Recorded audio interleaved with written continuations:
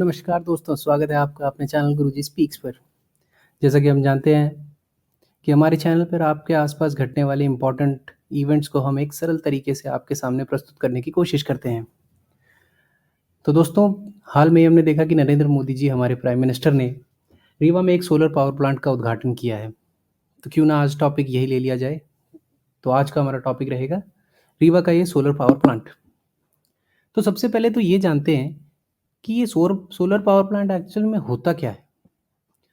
तो जी, solar power plant और कुछ भी नहीं, एक ऐसा इलेक्ट्रिसिटी जनरेशन करने की जगह होती है, या फिर आप कह सकते हैं इलेक्ट्रिसिटी प्रोड्यूस करने का सेंटर है, जहाँ पर सूर्य की किरणों से बिजली बनाई जाती है।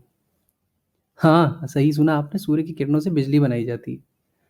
अब आप में से बहुत सब सारे लोग पूछ रहे होंगे कि जी, सूर्य की किरणें से कैसे बिजली बन सकती है। तो मैं आपको बता दूं कि एक फोटोवोल्टिक सेल नाम का डायोड होता है। हाँ, हमारे साइंस के स्टूडेंट्स के कान ज़रूर खड़े हो गए होंगे, क्योंकि वो ये सब जानते हैं। और हो सकता है आपने भी कहीं ना कहीं पढ़ा ही होगा। तो जब भी इस फोटोवोल्टिक सेल के ऊपर सूर्य की किरणें पड़ती हैं, तो इलेक्ट्रॉन्स का मूवमेंट होता है। तो दोस्तों, इलेक्ट्रॉन्स के मूवमेंट को ही इलेक्ट्रिसिटी कहा जाता है। तो इसी तकनीक का इस्तेमाल करके एक सोलर पावर सेल जो होता है, वो सूर्य की किरणों से बिजली बनाता है। अब हमें इसकी क्या ज़रूरत थी, भारत में इस चीज़ की क्या ज़रूरत थी, ज़रा इसे भी जान लेते हैं। तो दोस्तों, मैं आप सभी को ये बताना चाहता हूँ कि भारत ग्लोब पे ऐसी जगह पर लोकेटेड है जहाँ से ट्रॉपिक ऑफ कैंसर गुजरता है। और सिर्फ गुजरता नहीं, मैं तो कहूँगा कि बीचों बीच हमारे देश को दो भागों में बांटता है। ट्रॉपिक ऑफ कैंसर हमारे देश में 8 राज्यों से गुजरता है, जो कि हैं गुजरात, राजस्थान, मध्य प्रदेश, छत्तीसगढ़, झारखंड, वेस्ट बंगाल, त्रिपुरा और मिजोरम।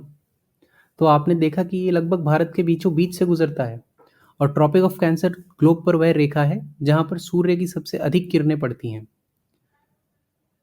तो इससे ये पता लगता है कि हमारा देश सूर्य की किरणें अत्यधिक पूरे साल में बहुत ही ज़्यादा रिसीव करता है। लेकिन इसके बावजूद मैं आप सबको बताना चाहूँगा कि ट्रॉपिक ऑफ कैंसर होने के पास होने के बावजूद हमारे देश में 65% बिजली कोल से बनती है, थर्मल पावर प्लांट, जिससे कि बहुत पोल्यूशन होता है।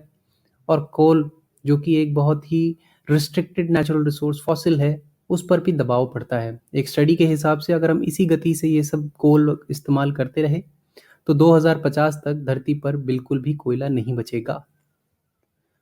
और इसके बाद तकरीबन 22% बिजली हमारी हाइड्रो पावर प्लांट से बनती है, जिसमें कि हमारे डैम्स वगैरह शामिल हैं।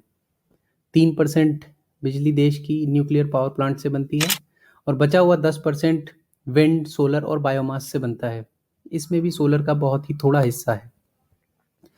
तो देखा दोस्तों, ट्रॉपिक ऑफ कैंसर के पास होने के बावजूद हमारे देश में जो सोलर ऊर्जा है, हम उसका बहुत ही कम और लगभग ना के बराबर हो रहा है।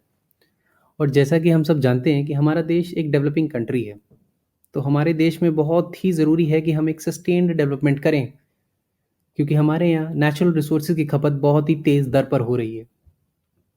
चलो दोस्तों, ये तो हो गया हमारे देश को मिलने वाली सोलर ऊर्जा, हमारे देश पर पड़ने वाली सूर्य किरणों की बातें। अब जानते हैं कि रीवा में क्या हुआ है।